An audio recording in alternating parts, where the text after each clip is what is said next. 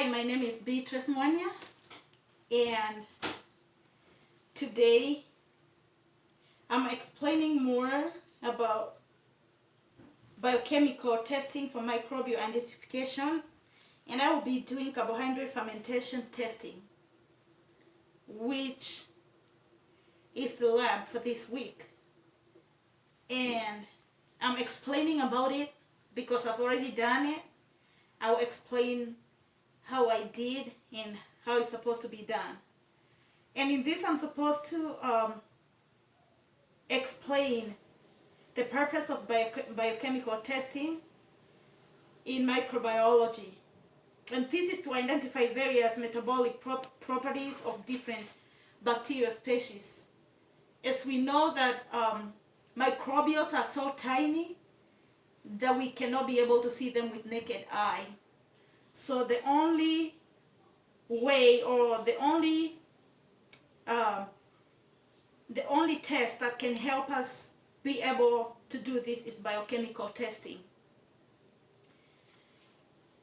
I'm also supposed to describe carbohydrate fermentation, which is involved in this lab. And this is a test used to determine the byproducts of fermentation, hence differentiating among groups of species of microbes. And with an isolated carbohydrate, it may be either glucose, like I have different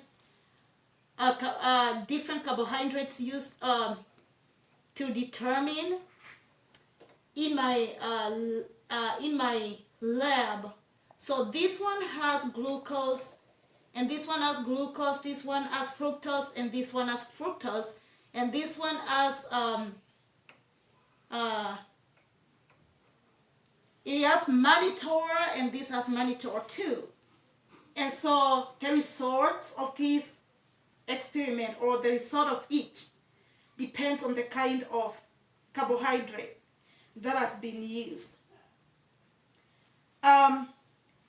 And so all these tubes have phenol red in them, and phenol red is used to detect, or is used to it detects pH.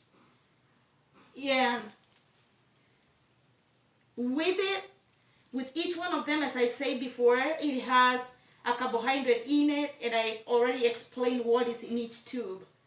And so after I put every carbohydrate in every tube, I did add my cartridge, and this one has E. coli, and this one has Staphylococcus epidermidis.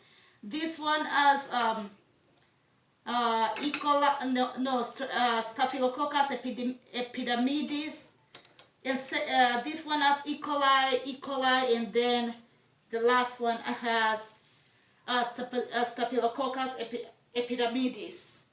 And so they are ready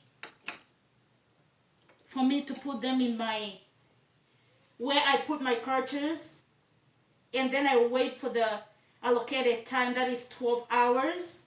If no results yet, I will add 12 more hours, and then I will be able to give the result. So I will get the results, and I will fill them in my lab report, which I'll be turning in. And so that is all. I already did everything about after the use of every culture. I did the heat fixing just to make sure that no microbes are introduced into my cultures. And this is, each one of them has the Durham tube inside. And so when I will be reading the results, I will check whether bubbles formed in any, and that will show me whether there is any gas that has been produced, because the Durham tubes are used to detect the carbon dioxide and hydrogen gases that may be produced during fermentation. Thank you.